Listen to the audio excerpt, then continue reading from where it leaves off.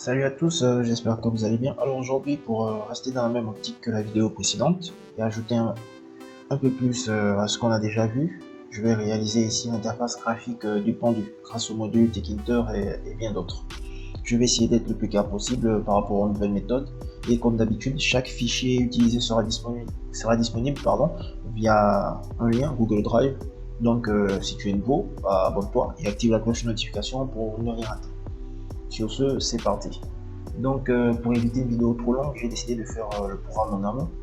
Donc principalement, nous allons utiliser le module Tkinter que j'ai importé ici. Module Tkinter qui permet de créer des logiciels graphiques, en fait, des logiciels graphiques en ajoutant des éléments graphiques que l'on nomme widget à une fenêtre. Donc il y a plusieurs sortes de widgets, mais ici nous allons utiliser deux. C'est-à-dire les boutons. Donc je pense que tout le monde sait ce que c'est qu'un bouton et des widgets qu'on appelle des canvas. Les canvas, c'est des widgets comme des toiles ou des tableaux. Donc ce sont des espaces dans lesquels on peut dessiner ou écrire ce qu'on veut en fait.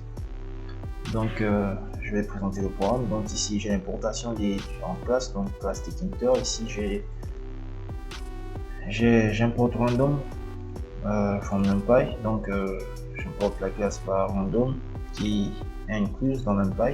Ici j'importe la classe image TK qui me permet un peu de gérer l'imagerie, qui est de PL, Tkinter font pour gérer les fonds, du texte et tout ce qui va avec. Donc j'ai import string et ici puis l'image. Alors import string, je vais tout de suite vous montrer à quoi ça me sert. Donc ici j'ai import string, j'ai alphabet égale list string.ascii lowercase.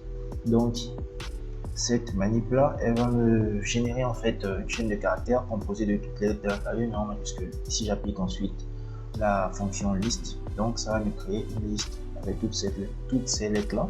Et ici on a string punctuation qui est une chaîne de caractères aussi, mais avec des ponctuations et des caractères, des symboles et tout ça. Et donc j'ai créé une liste avec et je récupère, j'ajoute à ma liste déjà créée ici l'élément qui a pour index 12, donc qui est ce tiré ici, et j'imprime tout ça. Donc c'est un peu à ça que me sert la classe string. Donc ici on crée la fenêtre, donc app égale tk, on initialise donc la taille minimale et la taille maximale ici, donc minimale de 40 x 380 et maximale de 400 x 380, maximale 400 x 570. Ici on initialise les points de la fenêtre, donc icône bitmap, .ban.echo. Ici c'est le titre de la fenêtre, ici donc le background de la fenêtre, donc la couleur de fond de la fenêtre, ici deux variables qui seront utilisées en fait pour créer un canvas, ici le canvas où on va dessiner les différentes images. Donc ici nous avons un tableau d'images, un tableau de 8 images, donc image tk.photo image, en fait elle charge les images et les convertit en objets en image compatible Tkinter, pardon. Et ici pl.image.open, ça charge en fait les images en mémoire. .resize, ça va redimensionner les images, et pendant le redimensionnement, si on veut, on peut intégrer aussi ce paramètre là qui va nous aider à avoir une image plus nette. Donc ici je crée l'image.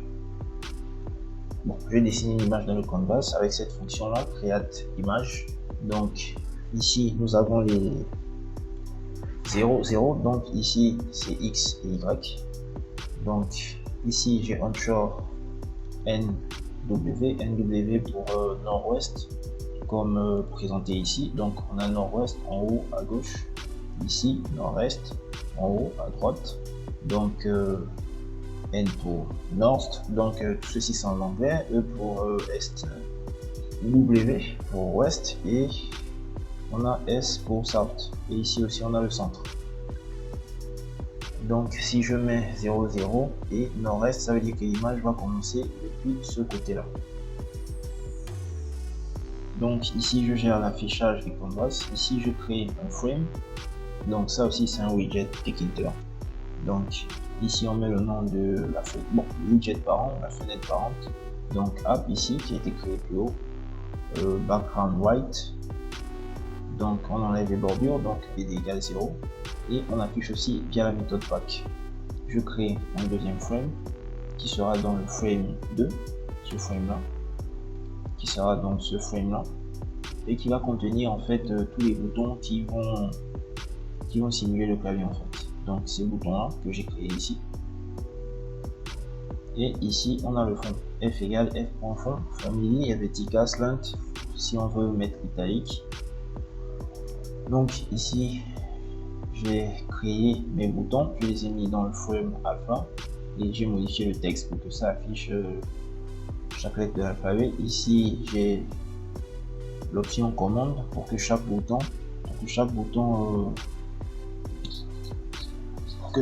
à l'appui appelle une fonction donnée. Bon, bien sûr ici ça modifie juste la variable choix ici qui va prendre donc dépendamment du chiffre qui est à l'intérieur des encadrements, qui va prendre une valeur du tableau alphabet. Donc ici on a le background à white, ici on a la couleur extérieure à black, ici on a la largeur 3, on a le fond que j'ai égalé, bon j'ai défini à f, fond égale f, et on a le border, donc les bordures que j'ai mis à 0. Ici on a photo image file égale quitter.png, donc c'est pour ouvrir l'image quitter qui est juste ici, qui va simuler un bouton d'arrêt du programme et donc sortir du jeu en quelque sorte. On a photo image 1 égale photo 1.subsample 10, donc cette fonction va diviser en fait diviser la taille de l'image par 10. Donc je l'applique à ces trois images là. Donc on aura deux boutons, un bouton pour fermer et un bouton play. Et le bouton play, son image sera soit cette image replay ici ou cette image play, dépendamment de ce qui se passera dans le jeu en fait. Et ici j'initialise ma liste alphabet comme je vous l'ai montré plus tôt sur Jupyter ici. Ici. Donc ici j'initialise de list build, donc voici la variable choix ici, donc c'est une variable décrypteur de type string var, donc la variable choix ici, et pour modifier sa valeur on utilise la fonction .set qui est juste là. Donc dès que je vais appuyer par exemple sur le bouton A, choix va prendre la valeur de alphabet indice 0, et alphabet indice 0 c'est justement la valeur A. Et ici nous avons le nombre d'erreurs qui est initialisé au départ à 0. J'ai ces deux fonctions là qui crée des rectangles et écrit des textes à l'intérieur. Donc premier rectangle écrit tout d'abord un message de bienvenue, et après c'est justement à l'intérieur qu'on va écrire le mot codé, donc le mot avec les astérisques ou les lettres si elles ont déjà été trouvées. Ici c'est le rectangle qui m'affiche le nombre d'erreurs. Donc ici on a canvas.create carré dans les deux fonctions, donc create rectangle plutôt, pardon. Donc cette fonction elle accepte au minimum ces quatre arguments. Donc on a comme pour ici le x0, le x0, le y0, et par exemple ici le x1 et le y1. Donc on a les coordonnées du point supérieur gauche et les coordonnées du point inférieur droit. Et cette fonction là c'est pour remplir en fait, c'est la couleur, le background du carré, donc ici couleur fond. Ici j'ai défini, j'ai juste ouvert les guillemets, donc ça veut dire que la couleur sera, il n'y aura pas de couleur de fond en fait, pareil pour ici.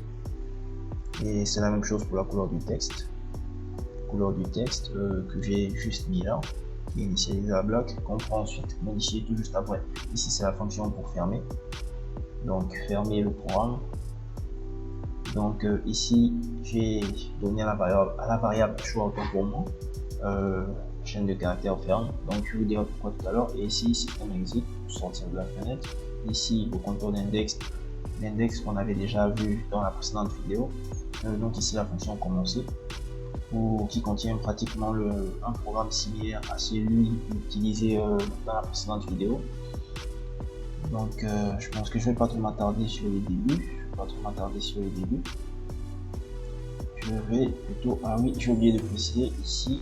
Donc je crée ces deux carrés là et je crée ces deux éléments du texte ici, et je retourne dans l'indice dans ces listes ici là, ces listes là qui sont retournées ensuite, et que je vais venir placer dans liste 1 et liste 2. Voilà pourquoi je les ai créés. Donc Le premier appel, c'est juste là, donc liste 1. Cette manip là, c'est pour dire que je veux utiliser la variable globale liste 1, donc ça va aller chercher dans les registres en fait la variable globale liste 1, comme elle a déjà été initialisée, c'est bon, donc ce qui sera égal à créer Raymond couleur fond white. Donc ça va retourner la liste et la liste sera stockée dans la liste 1. Dans la liste 1. Et dès que l'utilisateur va appuyer sur le bouton play, ça va activer cette fonction là, donc jouer. Donc ça va modifier d'abord ici l'image qui est dans le plan de base grâce à la fonction item configure. Donc ici partout je vais mettre global, ça veut dire que ce sont des variables globales en fait. Partout où vous voyez global, on ouvre, on ferme la parenthèse, on ouvre les accolades, on ouvre les guillemets et on met le nom de la variable. Ce sera, ça veut dire que la variable est globale. Ou je peux aussi utiliser global directement comme ça à l'intérieur de la fonction global espace le nom de la variable, virgule, le nom de notre variable si on a, ou je peux utiliser ça. Bon là je préfère utiliser les deux un peu pour montrer comment ça fonctionne et que on peut très bien utiliser les deux. Donc je disais que les indices sont retournés dans ces listes ici. Donc ici j'ai le bouton play qui sera, son état sera désactivé, donc on ne pourra plus le recliquer vu que après avoir appuyé sur le bouton play en général on est censé commencer à jouer. Donc ça ne sert à rien qu'il soit encore appuyable. Donc après avoir appuyé sur le bouton play, on a le clavier qui va apparaître ici, le clavier qui va apparaître, et ensuite on va rentrer dans la fonction commencer. Dans la fonction commencer, donc on va définir une autre liste. Bon, toute cette partie là, je pense que je vais plus de l'expliquer vu que c'est tiré de l'ancien programme. Donc on va lire le fichier, on va ajouter chaque mot du fichier dans une liste en fait, et on va tirer un mot hasard.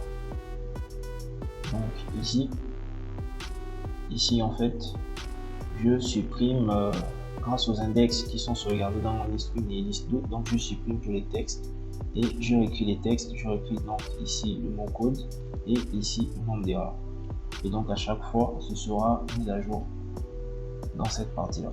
Et ici app.wait variable, donc cette manip me permet d'attendre en fait une modification de la variable choix quand je vais entrer dans cette boucle ci. Donc quand on va appuyer play, on va rentrer dans la boucle et le programme va s'arrêter là jusqu'à ce que l'utilisateur appuie sur une lettre du clavier virtuel. Donc ici on vérifie si la lettre fait partie du mot, et bien sûr il y a aussi une suppression et une actualisation. Maintenant si la lettre ne fait pas partie du mot, on incrémente donc la variable globale erreur et on supprime le texte encore, et en fonction de la valeur de la variable globale erreur, on va afficher une certaine image dépendamment de la valeur. Donc on affiche d'abord l'image et après on réécrit le texte. Donc comme une mise à jour, on met à jour le texte. Et ici on va désactiver en fait chaque variable, on va désactiver chaque bouton appuyé par l'utilisateur. Ici je suis dans le else ici, si comment dire, le nombre d'erreurs est plus inférieur à 6, donc s'il est égal à 6, le peut être supérieur vu que le programme va s'arrêter. Donc on va supprimer d'abord tous les textes, ensuite on va changer l'image, et ici on sauvegarde à chaque fois l'image qu'on change, comme ici. Donc après on réécrit un petit mot, vous n'aviez plus à se laisser pour continuer, le mot était, et bien sûr on sauvegarde toujours les index dans liste 1. On modifie la couleur de fond ici, bien la 1080 00 00. On modifie la couleur du texte avec couleur texte égale white, et ici on remodifie la valeur globale erreur, on la remet à 0 en fait, et on désactive toutes les lettres car le jeu est terminé. On désactive toutes les lettres et on réactive justement le bouton rejouer pour toute personne qui voudra rejouer. Et arrivé à cet endroit là, c'est si ce mot-ci il